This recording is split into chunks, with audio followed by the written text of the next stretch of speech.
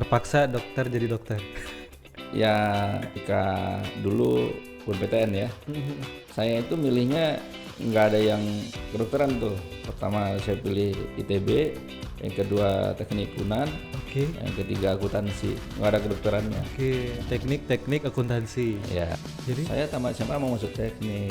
oke. Ya, orang tua saya itu menginginkan anaknya itu kalau nggak jadi guru, jadi dokter. Oh, dua itu. Karena katanya profesi dua itu malarnya dunia akhirat. Oke. Nah, jadi itu impian orang tua saya. Itu religius sekali ya keluarga dokter ya. Masya Allah. Ya.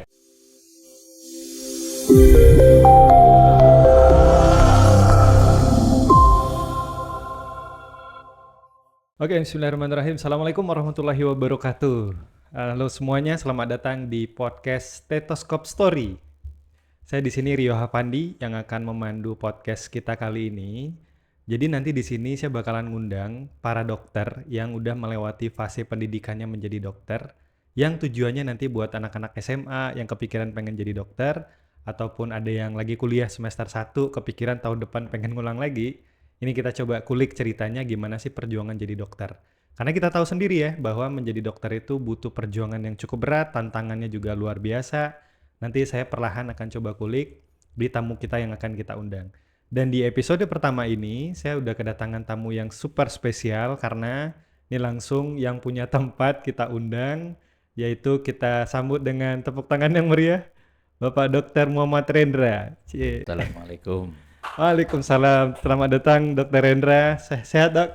Alhamdulillah. Alhamdulillah sehat. Jadi terima kasih sebelumnya, Dok, udah menyediakan tempat kita bisa cerita-cerita di sini. Jadi podcast kita ini memang kita tujukan untuk anak-anak SMA tepatnya, yang dia pengen tahun depan itu ngambil jurusan Fakultas Kedokteran. Nanti kita kulik gimana sih bisa jadi dokter itu, seperti apa perjuangannya dan seterusnya. Dan buat yang belum tahu, Dr. Rendra adalah dokter spesialis bedah. Nanti kita tanya ke beliau bedahnya seperti apa. Kita bisa mulai ya, Dok ya? Insya Allah. Siap. Sebelumnya dokter itu kan Dr. Muhammad Rendra, spesialis bedah torak kardiovaskular. Itu Ya. apa tuh, Dok? Bisa jelasin, Dok? Ya, jadi ini subspesialis dari bedah ya. Ada 3 fokusnya. Oke. Yang pertama torak. Kalau torak itu artinya ya area sekitar dada ya. Mulai dari tulang dada, dinding dada, sampai dalamnya ada paru, dan lain sebagainya. Nah, itu bisa tumor, bisa infeksi juga, kayak TBC, ada kerusakan pada paru, kita buang gitu kan. Oke. Kemudian kalau kardiak itu jantung. Jantung itu, Jantung bukannya di dada juga, Dok? Enggak ya? ya, Oh, iya. tapi karena dia penanganannya khusus ya, Oke. jadi terpisah gitu kan. Bisa jantung dewasa, bisa jantung anak. Nah, kayak bypass koroner atau penggantian katup jantung, atau bisa juga biasanya kalau anak-anak jantung bocor. Nah, itu bisa kita tambal tuh. Nah, terus yang vaskular itu pembuluh darah. Baik itu pembuluh darah yang keluar dari jantung sampai ke yang perifer di kaki, di tangan. Oke, tuh. Ya. Kayaknya sih yang tadi dokter sampaikan daerah-daerah atau apa kata-kata yang sering kita dengar juga ya. Banyak pasien yang mungkin case-nya gitu ya di Indonesia sendiri gitu, dan kayaknya jurusan yang cukup favorit ya, Dok, ya untuk spesialis gitu Kalau di kedokteran. luar negeri ini favorit ini. Oh Cuma iya. kalau di Indonesia ada keterbatasan di fasilitas sebenarnya. Oh, Jadi tidak banyak center bedah jantung di Indonesia. Nah, sehingga gitu. sekarang diangkat kan oleh Kementerian Kesehatan bagaimana menghidupkan center bedah jantung di seluruh Indonesia di 34 provinsi. Nah, sejak itu ya ini mulai menarik nih, banyak sekarang kalau penerimaan spesialisnya banyak yang daftar. Oke. Oh, berarti mungkin favorit cuman sarana pendidikannya belum terlalu Ya, memadai gitu ya barangkali ya. belum cukup. Belum cukup ya. Itu dokter dulu di luar negeri atau gimana? Spesialisnya? Saya dulu di UNER Surabaya. Oh, Surabaya. Oke. Kenapa ngambil bedah itu, Dok? Apa sih tadi tuh? Yang gitulah. Toraks Ya, kardiovaskular. karena memang ketika S1 saya mikirnya ke arah bedah jantung ini. Oh, emang udah Jadi dari dulu begitu ya. ditawarkan masuk bedah jantung ya saya langsung iya aja. Oke. Oke, ini karena yang nonton ini kemungkinan anak SMA ya dok ya. Jadi kita pengen tahu nih gimana sih waktu dokter kecil gitu ya. Dokter kecil besar dan tinggal di mana dok? Saya lahir dan besar di Padang. Oh sejak lahir di Padang ya. Ya, jadi TK, SD, SMP, SMA-nya di Padang. iya semuanya di Oke. Padang. Orang tua kerja. Orang tua saya guru STM. Oh guru. Ayah. Ya, ayah guru STM Muhammadiyah Padang, Hmm. kemudian ibu rumah tangga. Oke. Berarti udah besar di Padang. Kemudian kepikiran masuk dokter itu kan waktu kecil kan ditanya tuh. Ya. Dokter waktu kecil udah bilang saya pengen jadi dokter gitu. Oh, waktu kecil rasanya nggak pernah tuh. Nggak pernah ya? Iya, soalnya bapak saya kan guru STM. Oke. Jadi biasanya saya mainnya sama baut sama mur gitu. Jadi itu emang dunianya nggak bersinggungan dengan dokter atau Iya, misalnya dunia kecil saya paman gitu ada? nggak ada, Oh nggak ada nggak ya? ada. Dari keluarga belum ada yang jadi dokter. Oh gitu. Justru kayak gitu. Nah kapan tuh? Ya udah saya ingin jadi dokter gitu. Kapan momennya? Waktu kecil berarti kan engineer gitu ya Ya, barangkali ya. ah, Paham tentang dunia teknik gitu ya karena ya. orang tua yang mengarahkan gitu dok. Berarti orang tua. Kalau dari kecil nggak ada diarahkan orang tua. Bahkan Oke. saya malah ngikut kerjaan orang tua kayak proyek apa? Ada semen Padang butuh bikin mur gitu. Saya ikut bikin mur. Oke. Jadi saya bisa tuh pakai mesin bubut. Oh iya. Bisa. Luar biasa. Itu berarti kan waktu Ah, SMA, SMP gitu ya? iya, dari Oh. ya dari SD malah kan apa namanya? Orang tua saya sering bawa saya pulang sekolah, dibawa ke sekolahnya beliau. Hmm. Jadi saya main di STM. Tapi kok saya sebagai bukan orang FK ya dok ya ngelihat untuk masuk FK itu menurut saya sih berat karena mungkin secara intelijensi dan seterusnya itu perjuangannya inilah kerja keras banget lah untuk belajar persiapan dan seterusnya gitu. Bagaimana mungkin dokter Rendra yang dulunya nggak pernah kepikiran jadi dokter tiba-tiba lulus dan sekarang jadi dokter gitu? Apa momennya dok? Ya, karena kan kalau ujian masuk perguruan tinggi yang diuji kan pelajaran SMA ya. Iya sih ya. Nah, jadi kalau kita minatnya eksakta, ya kita harus kuasai itu matematika, fisika, Fisika, kimia, kimia, biologi gitu biologi ya. gitu kan. Oh. Nah, tentu dengan demikian ya soal ujiannya akan bisa kita jawab. Berarti pas tamat SMA udah tahu nih saya bakalan milih FK Unan gitu. Oh enggak, Jadi, saya tamat SMA mau masuk teknik. oke. Ya, jadi biasalah kalau di SMA Ini 1, terinspirasi sama ya orang tua dulu berarti ya? dulu kan SMA 1, SMA 2, SMA 3 favoritnya dulu Di kan. Padang ya? Nah, Hmm. ya itu rata-rata kan mikirnya tamat SMA masuk ITB, masuk Hmm. UI, masuk UGM Iya, atau iya, ITS kampus-kampus gitu besar kan. lah gitu ya. Nah, Hmm. nggak belum kepikir itu masuk kedokteran. Oke. Dan ngambil teknik berarti karena juga terinspirasi dari orang Ya, tua ya, karena karena lingkungan lingkungan dunianya ya, gitulah ya. lingkungan ya. Oke, terus eh, ngambil FK Unan akhirnya itu gimana ceritanya tuh, Dok? Nah, itu unik ceritanya tuh. Iya. Ini yang unik-unik nih perlu teman-teman denger nih Ya, gitu ya. karena memang orang tua saya itu menginginkan anaknya itu kalau nggak jadi guru, jadi dokter. Oh, dua Ya, itu. karena katanya profesi dua itu apa amalannya dunia akhirat gitu. Oke.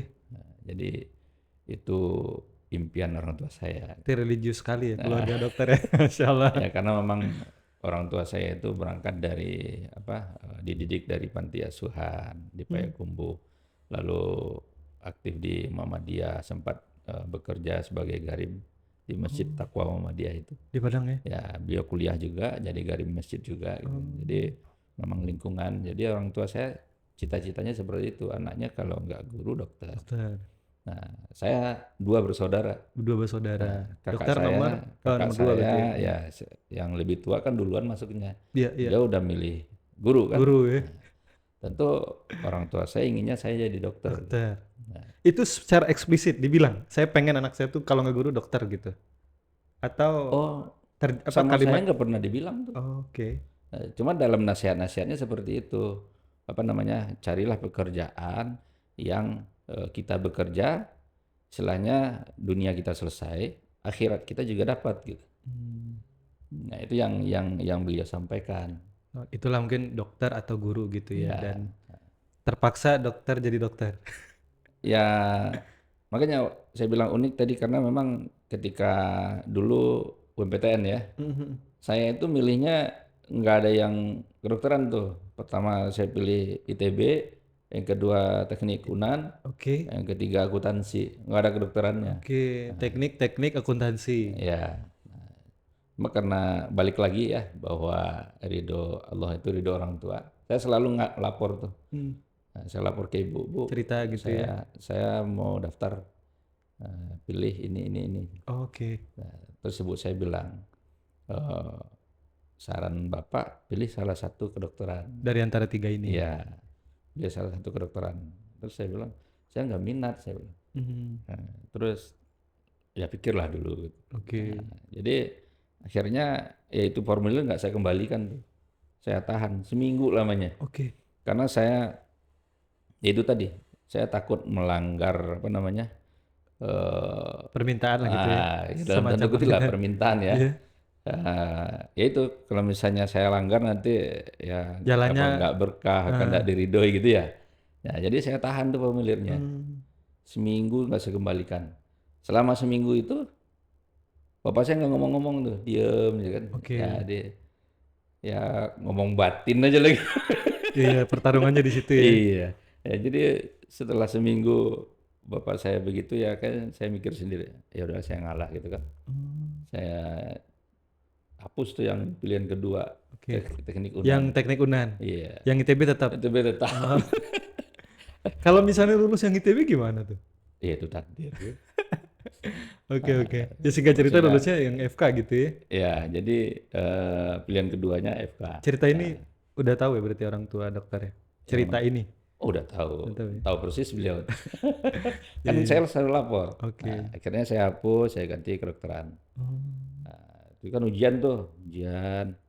Terus orang tua Doanya. saya ini Heeh. sebenarnya dia yakin saya lulus ITB. Oh iya. Ya, Hmm. udah apa? Makanya ketika setiap lewat kampus kedokteran Iya. didoain mudah-mudahan saya lulus kedokteran. Karena Oke. beliau yang pertama mungkin karena apa? Kemampuan ya. Iya. Kebayang kalau kuliah ke Jawa biayanya Jauhnya berapa gitu gitu ya. kan. Mm-mm. Nah, jadi dalam hatinya dia lulus nih karena sehari-hari gitu kita kan kursus apa les Persiapan lah ya, belajar ya. intensif gitu ya. Ya, jadi dalam hatinya dia nih lulus kedokteran. Biar lulus ITB. Nah, biar lulus kedokteran setiap lewat pulang pasar lewat depan FK didoain Doain. semoga anaknya lulus di Uh, sini. Tuh powerful banget tuh. Doa seorang ibu ya. Ya. Nah, Luar dan biasa. ternyata ketika pengumuman memang lulusnya di kedokteran gitu Kedokteran kan. ya, Masya Nah, Allah. Tuh kan, teman-teman, minta doa dulu sama ibunya. Karena itu nggak ada hijab tuh ya. Sama ya, terkabulnya doa gitu, Masya Allah. Terus kalau soal biaya, kan FK mahal juga dong? ya tapi di sini. Oh, Nah, oke. jadi tapi sebenarnya mahal itu waktu itu hanya image orang aja. Oh iya, Uang kuliah saya cuma 210.000 waktu itu per semester. semester? Ya, Oh dua ratus iya, sepuluh ribu. Dan saya tinggal di Andalas gitu kan. Jalan kaki bisa pergi bisa. kuliah gitu. Oh, Jadi cost-nya jauh lebih ringan dibandingkan kayak beliau ITB. orang tua mikirnya ke ITB Iya sih. akan apa ngekos, biaya kuliah, makan beli sendiri kan. Nah, kalau di sini kan orang tua yang masak kosnya lebih ringan kan. Iya, iya, Nah, iya. jadi ya lulus kedokteran beliau apa namanya alhamdulillah gitu kan hati saya yang berontak gitu. Berarti dokter waktu pengumuman bukan alhamdulillah ya? Astagfirullah gitu. Ya begitu lagi. Gitu. Nah, jadi ya itulah kejadiannya. Oke, berarti udah lulus kemudian nggak sesuai dengan yang diinginkan, gimana kita menjalankan kuliahnya gitu dong? Maksudnya ini bukan keinginan saya gitu. Gimana pertarungan batin waktu itu ya? Saya Iya. ngebayanginnya gitu. Ya biasalah waktu itu namanya ABG ya berontak ya. Tapi ya apa namanya berontaknya internal ini. Oke. Nggak berani kan kita karena diajar nggak boleh melawan orang tua ya Hmm, berontaknya dalam diri tahan sendiri. aja gitu ya. Nah, Dia jadi jalanin aja gitu ya. ya akibatnya tentu belajarnya mandek ya. Iya ya. Emang Banyak emang mainnya mandek ya. ya berarti ya? Apa? Pada akhirnya kuliahnya berantakan. Iya, berantakan. Oh iya? Ya, karena dalam dalam impian saya tahun depan mau kan Oh boleh 3 ngulang kali lagi ujian ya? ya, Oh iya 3 kali oke. ujian. Nah, tahun depan mengulang lagi. Nah, tahun depannya saya Hmm. lapor lagi, diem lagi tuh orang tua saya.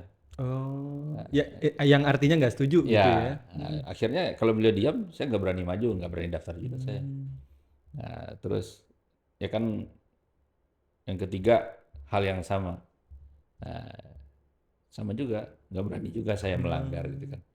Akhirnya ya ketika tiga, tiga apa, 2 tahun 2 tahun berjalan ya, berjalan itu 2 tahun berjalan, ya baru saya, nilai problem banget lah itu ya? iyalah, amburadul lah pokoknya. Amburadul Nah, ya? tapi Oh. 2 tahun berjalan, baru insaf gitu kan. Nah, jadi bangun niat baru. Jadi Oh. memang innamal a'malu binniyat. Ya. Iya ya. Jadi kerja kita ini tergantung niat. Itulah yang memotivasi kuat kita. Ketika kita punya niat kuat ya upaya kita akan kuat. Tapi ketika Hmm. nggak punya niat ya udah Iya sih. amburadul begitu. Berarti Nah, di tahun ketiga nah, baru tuh top lah gitu ya? celakanya kurikulumnya berubah. Oke. Nah, kurikulumnya Celakanya berubah. gimana maksudnya? Ya itu kan dulu pada waktu saya masuk itu kayak anatomi, fisiologi itu masing-masing satu kuliah, anatomi satu, anatomi Atau dua. kuliahnya ya? Nah, dia gabung jadi tiga, Oh, yang dua. di tahun tiga itu jadinya Jadinya gabung ya? jadinya anatomi satu, anatomi dua, Hmm. anatomi fisiologi satu, anatomi fisiologi dua, tiga. Oke. Jadi 3 semester kan ngulangnya. Nah, kemarin Oh. belum lagi masuk yang lain, ada lagi farmasi sama apa farmakologi, Hmm. jadinya farmakoterapi. Nah, itu jadi 3 lagi semua. Hmm. Jadi butuh waktu panjang gitu kan. Tapi kayaknya kalau anak-anak sekarang ngelewatin itu kayaknya nggak kuat deh, Dok. Maksudnya generasi yang dibilang Gen Z gitu ya. Kayaknya Ya, mentalitas buat melalui tantangan kayak gitu kayaknya nggak kuat deh. ya itulah bedanya saya gitu. Asik. Nggak Maksudnya maksud- Ya maksudnya saya berangkat dari niat itu loh. Jadi ketika saya sudah punya niat, jarang itu yang Hmm. saya apa namanya? Ya udahlah batal. Hmm. Jadi ketika saya udah niat apa merubah niat saya, ya udahlah ini takdir saya jadi dokter, ya saya belajar sampai Hmm. selesai. Malu juga saya nggak tamat kan. Iya sih. Nah, jadi saya belajar dan alhamdulillah akhirnya selesai gitu. Hmm. Akhirnya selesai itu berarti kan ya saya sih ngebayanginnya kayak mudah banget tuh jalannya gitu. Cuman kan pemandangan kita sebagai orang luar FK nih ngelihat kuliah FK tuh sulit gitu. Gimana pandangan dokter tentang stigma ini? Iya nggak susah? Ya bahwa kita harus belajar iya. Hmm. Cuma kalau misalnya kita bangun pikiran kita sulit, kita akan kesulitan terus gitu. Hmm. Kalau saya ya apa namanya orang bilang sulit, ya saya selalu berangkat dari niat itu tadi. Hmm. Ketika saya niatkan bisa ya insya Allah harus saya capai. Oke. Nah, jadi motivasinya lebih kuat gitu. Nah, Hmm. jadi jangan jangan mudah menyerah gitu kan. Iya iya Nah, iya iya. kalau kita menyerah ya mungkin saya nggak duduk di sini.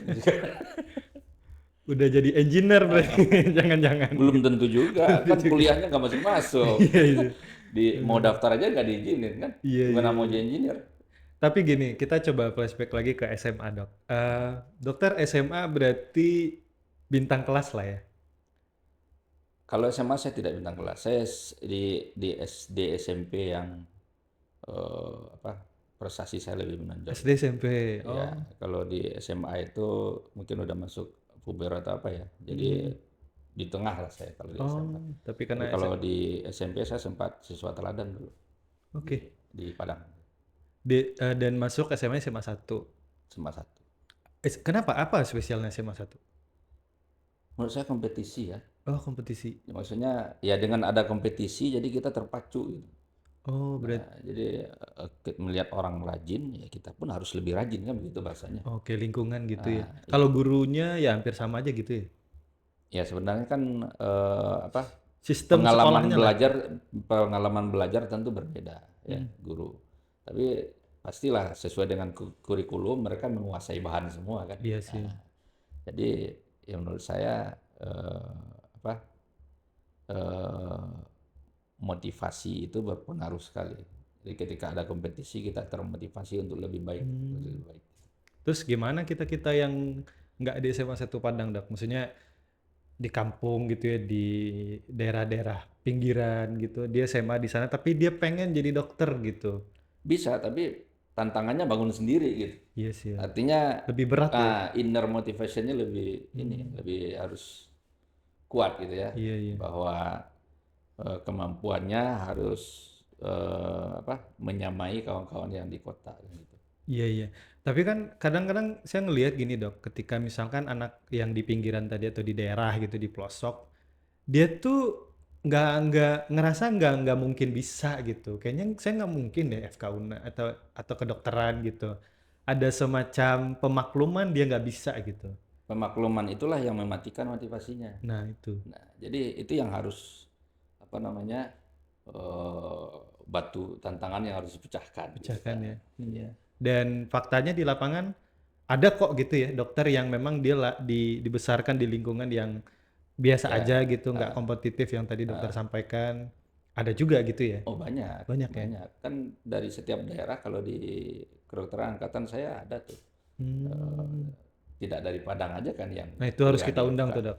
Semuanya Kalau ada yang di Padang tuh nanti kita undang. Karena ini saya berpikir gini dok, yang nonton ini boleh jadi dia mungkin bukan dari SMA unggulan, tapi merasa gitu ya dia butuh validasi bahwa kamu bisa kok gitu, kamu bisa kok gitu. Cuman kamu memang harus lebih ekstra kerja aja gitu, ketimbang yang lain yang suasana kompetisinya udah mengebentuk dia gitu kan. Mm-mm.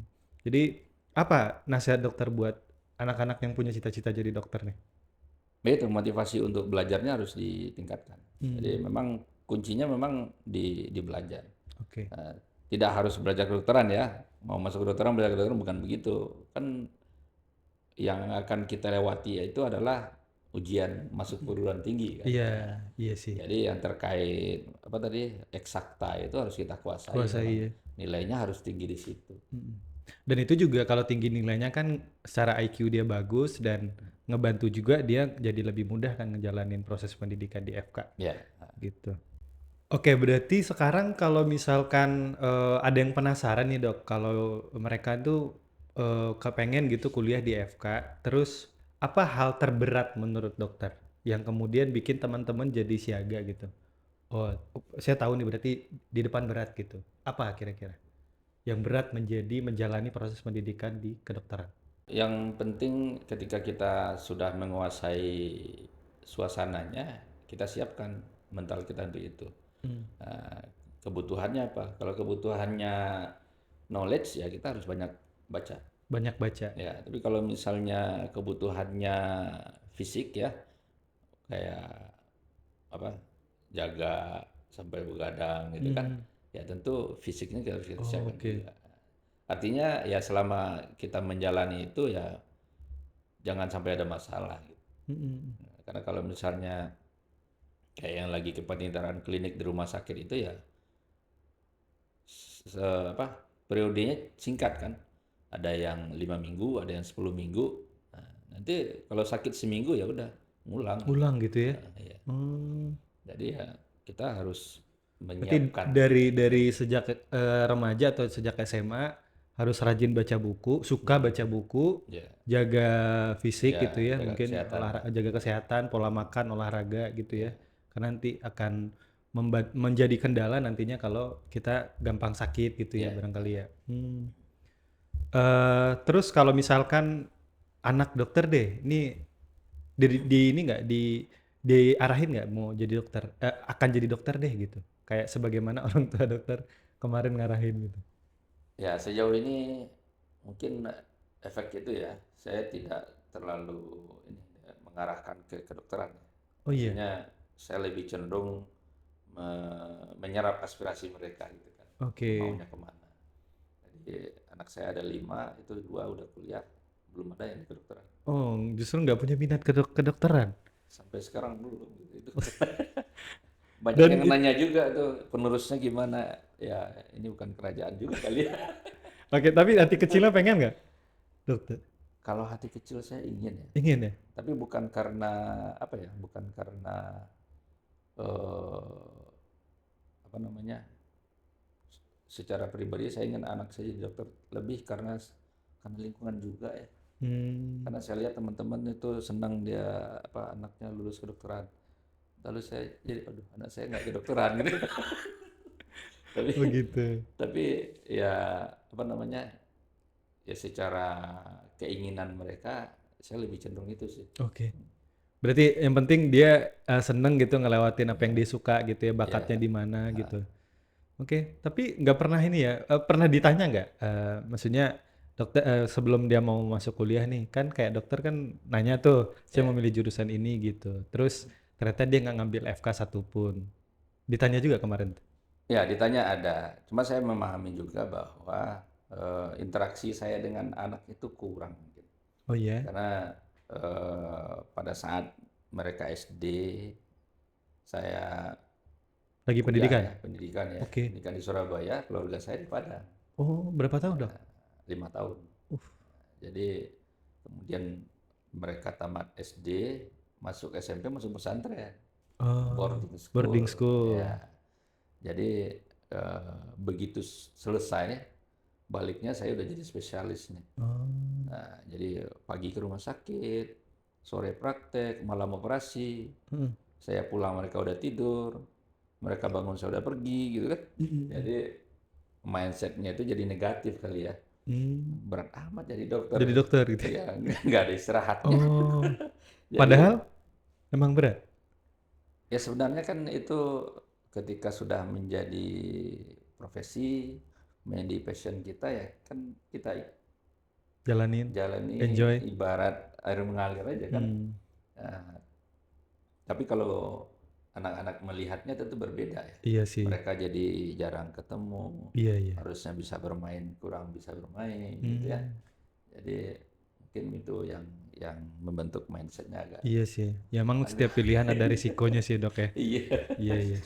Ini terakhir nih, Dok, karena udah hampir udah lebih setengah jam ini, apa nasehat dokter buat anak-anak SMA yang mungkin dia sekarang kelas 1, kelas 2, yang mana tahun depan dia akan menentukan pilihan dia kuliah, yang dia kepikiran saat ini ingin ngambil FK. Apa yang harus mereka lakukan saat ini?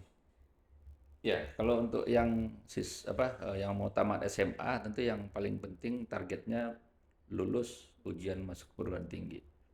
Maka ya kuasailah soal-soal itu ya. Belajar lebih banyak, melatih diri untuk mengerjakan soal sehingga diharapkan nanti untuk poin-poin eksakta itu nilainya tinggi. Oke. Sehingga nanti bisa lulus di kedokteran. Tapi itu target lulus ya. Tapi motivasi kita juga harus kuat. Jangan lupa selalu minta izin orang Iya. tua, minta didoakan gitu ya. Nah, supaya dimudahkan jalan kita. Oke. Kalau untuk, aktivitas dokter berarti dokter itu dari pagi sampai malam tuh ngapain aja sih, Dok?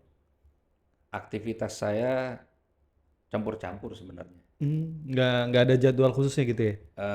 Campur-campur itu maksudnya begini, kita berangkat pagi itu ke rumah sakit, ada kegiatan ilmiahnya, ada kegiatan pelayanannya juga. Mmm, Pelayanan itu baik itu ketemu pasien ataupun lakukan operasi. mhm. Kemudian bisa juga aktivitas di manajemen juga, Oh, atau misalnya kalau sekarang kan saya ketua ID nih, iya. ya, harus disempatkan juga waktu surat-surat segala macam. Mmm, Kita mampir di Sekre ID. iya iya iya. Jadi semuanya itu kita jalani ya dari pagi sampai sore, sorenya praktek ya. Saya biasa praktek di atas jam kerja, jam 4. Jam 4 ke atas? Ya, Berarti sampai malam dong? bisa. Tiap hari? Kalau ada operasi bisa sampai malam. Oh. Nah, kita stop sampai situ dulu. Di episode selanjutnya kita pengen pengen kulik keseharian dokter itu seperti apa. Ini kayaknya anak-anak SMA yang nonton kayaknya penasaran. Nanti kita bahas di episode selanjutnya. Episode pertama sampai sini dulu. Terima kasih, Dok, atas waktunya. Kita Terima ketemu kasih. lagi di minggu depan. Kita akhiri. Assalamualaikum warahmatullahi wabarakatuh. Terima kasih, Terima teman-teman. kasih. Mandet, jangan sampai salah.